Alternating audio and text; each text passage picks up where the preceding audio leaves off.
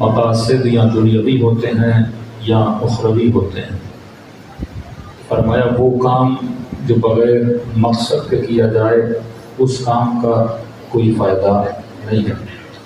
اور فرمایا کہ مقصد جتنا بلند انسان اتنا بلند، مقصد جتنا نیچا انسان بھی اتنا نیچا۔ تو کربلا میں آپ کو دو لشکر نظر آتے ہیں، ایک لشکر لشکر امام حسین، ایک لشکر لشکر یزید۔ یزیدی بھی ایک لشکر لے کر آئے اور ایک مقصد لے کر آئے، امام حسین بھی ایک لشکر لے کر آئے اور ایک مقصد لے کر آئے۔ وہ بھی کسی مقصد کے تحت لڑ رہے ہیں، آقا حسین بھی کسی مقصد کے تحت لڑ رہے ہیں۔ اب سوال یہ ہے کہ کس کا مقصد اعلیٰ؟ تو فرمایا یہ وقت نے بتایا کہ آج تک خدا نے ذکر حسین کو زندہ رکھا تو پتہ چلا حسین کا مقصد زندہ ہے۔ اور یزید تاریخ کے پنوں میں بدنام ہوا، جبکہ آپ دیکھیں کہ شہداء کربلا میں 6-7 نام ہیں یزید نامی، مشہور ہیں جن کو سلام امام زمانہ نے کیا ہے، وہ ہے یزید ابن سبیت۔ زیارت نایہ میں فرماتے ہیں السلام علی یزید ابن سبیت وعلی ولدیہ عبداللہ و عبید اللہ۔ 8 بیٹے تھے، 2 بیٹے لے کر آیا اور امام حسین کا آکر ساتھ دیا۔ لیکن آج کوئی بھی شیعہ اپنا نام یزید نہیں رکھتا، ایون کوئی اہل سنت بھی اپنا نام یزید نہیں رکھتا، حالانکہ دیکھیں اصحاب امام حسین میں نام موجود ہے۔ ہم کیوں نہیں رکھتے؟ کیونکہ یہ کردار اتنا برا ہے، یہ نام سے بدل کے صفت بن گیا کہ آج اگر کسی کو بولیں یہ یزیدی ہے مطلب اس کی صفت بیان کرتے ہیں کہ یہ ظالم ہے۔ اور آج امام حسین کا نام بھی نام سے زیادہ صفت بنا کہ فضل الرحمان اپنی تقریر میں کہے کہ ہم حسینی ہیں، یزیدی نہیں ہیں۔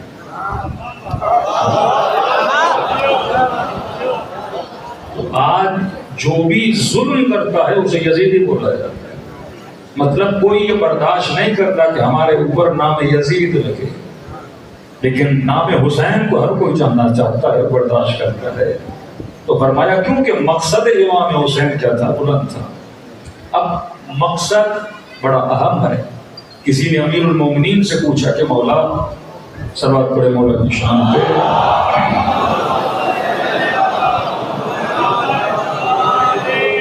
پوچھا مولا انسان کی قیمت کیا ہے؟ کائنات میں ہر شے کا کوئی نہ کوئی ریٹ ہے، آپ ہر وہ چیز جو اپنی آنکھوں سے دیکھتے ہیں اس کی کوئی نہ کوئی قیمت ہے۔ لکڑی ہو تو قیمت، لوہا ہو تو قیمت، کپڑا ہو تو قیمت، پنکھا ہو تو قیمت، بلب ہو تو قیمت، پلوٹ ہو تو قیمت۔ یعنی اپنی آنکھوں کو گھمائیے، ایسی کون سی چیز ہے جس کی قیمت نہیں؟ کوئی 400 روپے کی چیز ہے، کوئی کروڑ کی ہے، کوئی 50 لاکھ کی ہے۔ تو پوچھا مولا امیر یہ تو بتائیے انسان کی قیمت کیا ہے کہ ہم ہر شے کو خرید سکتے ہیں، ہر شے کی قیمت لگا دیتے ہیں، لیکن مولا یہ تو بتائیے واقعاً یہ بشر، یہ انسان جو زمین پہ چل رہا ہے، آج مجلس عزاء حسین میں بیٹھا ہوا ہے، اس انسان کی قیمت کیا ہے؟ تو علماء فرماتے ہیں قیمت کا پتہ تب لگے جب خریدار کا پتہ لگے۔ کپڑا آپ خریدتے ہو، لکڑی آپ خریدتے ہو، دودھ آپ خریدتے ہو، جانور آپ خریدتے ہو، پلاٹ اور بلڈنگز آپ خریدتے ہو، گاڑیاں آپ خریدتے ہو، لیکن سوال یہ ہے کیونکہ جب خریدار کا پتہ ہو اور خریدار زیادہ ہوں تو ڈیمانڈ بڑھ جاتی ہے۔ ایک گاڑی کے اگر 10 خریدار ہوں تو قیمت بڑھ جائے گی، ایک گھر کے 10 خریدار ہوں قیمت بڑھ جائے گی۔ تو قیمت خریدار لگاتا ہے، تو پہلے یہ پتہ لگانا ہوگا کہ انسان کا خریدار کون ہے۔ خریدار کا پتہ لگے تو قیمت کا پتہ لگے۔ معصوم فرماتے ہیں کہ انسان کی قیمت انسان خود لگاتا ہے۔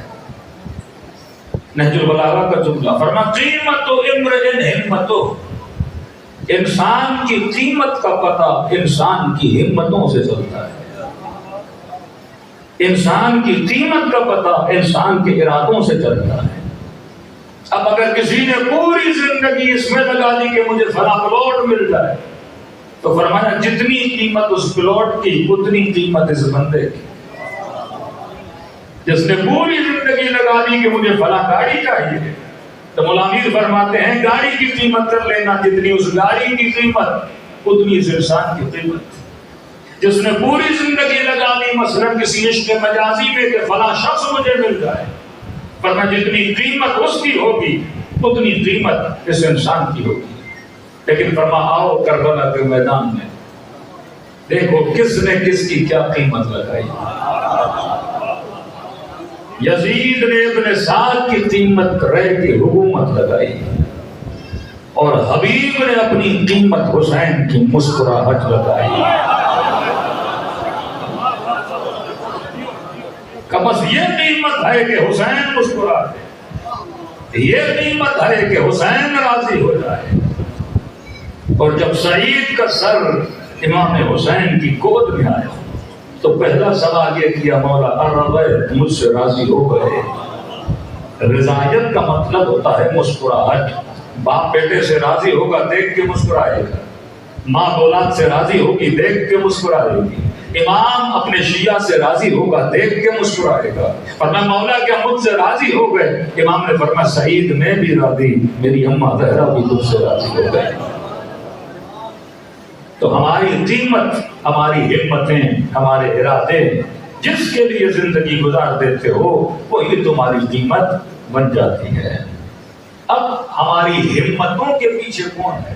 عجیب روایت رسول گرامی فرماتے ہیں آخری زمانے میں ہمت کو سمجھیے، فرمایا بطون ہمتہم بطونہم، آخری زمانے میں لوگ ہمت باندھیں گے اور ان کی ہمتیں صرف پیٹ بن جائیں گے۔ کہ کسی نے شریف میں آپ کو کہا کہ مثلا یہاں سے سکر چلتے ہیں اور سکر روڈ پہ ایک ہوٹل ہے اور وہاں پہ بڑی اچھی کڑھائی بنتی ہے، تو چار دوست آپس میں ملے، گاڑی پہ چڑھے، 300-400 کلومیٹر سفر کر کے گئے کڑھائی کے لیے۔ کھانا کھانا اسلام میں حرام نہیں ہے، لیکن فرمایا اتنی ہمت کھانے کے لیے باندھ رہے ہو کیا صبح کی 2 رکعت نماز کے لیے بھی باندھتے ہو کیا نہیں؟ 150 کلومیٹر سفر کر کے جاتے ہو کہ فلاں جگہ پہ کھانا اچھا ہے، لیکن 2 قدم اپنے بستر سے اٹھا کے مصلی تک نہیں آتے۔ تو فرمایا یہ آخری زمانے میں ہمت ہم بطونہم، جن کی ہمتیں ان کے پیٹ بن جائیں گے۔ دینہم دنانیرہم، ان کا دین مال بن جائے گا۔ کہ کربلا میں لوگ سر کٹا رہے ہیں دین کے لیے، عزتوں کو لے کے اپنی ہتھیلیوں پہ گھوم رہے ہیں دین کے لیے، سیدہ اپنی چادر کو قربان کر رہی ہے دین کے لیے، امام حسین اپنا سر کٹوا رہے ہیں دین کے لیے، لیکن فرمایا نہیں آخری زمانے میں دینہم دنانیرہم، یہ سر کٹائیں گے مال کے لیے، یہ سر کٹائیں گے شہرت کے لیے، کرسی کے لیے۔ اور یہ مثال پاکستان میں نہ دوں تو کہاں دوں، کیونکہ ہم اس ملک میں رہتے ہیں جہاں ضمیر بڑے سستے بکتے ہیں، یہاں کرسیاں بکیں، MLA بکیں، MPA بکیں، سینیٹر بکیں، اور دوسری سوسائٹی میں شرم ہوتی ہے، حیا ہوتی ہے، جہاں تو حیا بھی نہیں۔ بربلا بولتے ہیں کہ میں اتنے میں بکا، اور خوشی کا اظہار کرتے ہیں میں اتنے میں بکا۔ تو فرمایا یہ آخری زمانہ کہ دینہم دنانیرہم، وہاں سب کچھ دین کے لیے کیا جا رہا تھا، یہاں سب کچھ کرسی کے لیے کیا جائے گا، حکومتوں کے لیے کیا جائے گا، اپنی پتہ کے لیے کیا جائے گا۔ اور آخری جملہ بڑا سینسٹیو تھا، فرمایا قبلتہم نساؤہم، معاشرے کا قبلہ عورتیں بن جائیں گی۔ گمراہی کا سب سے بڑا ہتھیار کس کو بنایا جائے گا؟ عورت کو بنایا جائے گا۔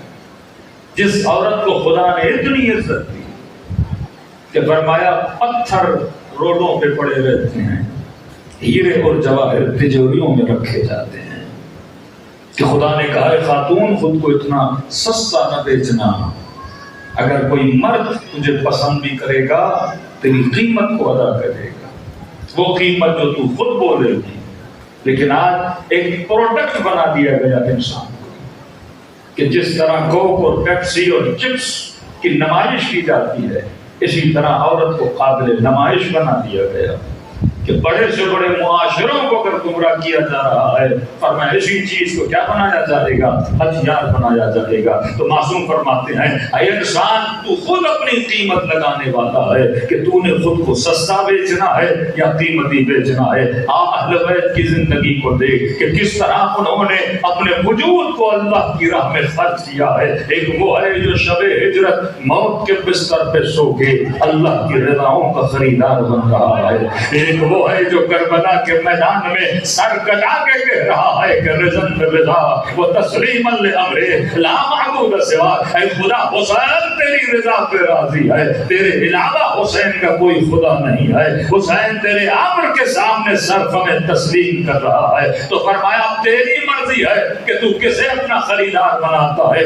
اگر ہمت رضایت خدا بنی تو قیمت بھی خدا ادا کرے گا، لیکن اگر ہمت رضایت عوام بنی تو لوگ تجھے کیا دے سکتے ہیں؟ جو بھی دیں گے اس کی انتہا فنا ہے۔ عاشق بقا بنو، قیمت بھی بقا بنے گی۔ صلوات پڑھے محمد و علی محمد۔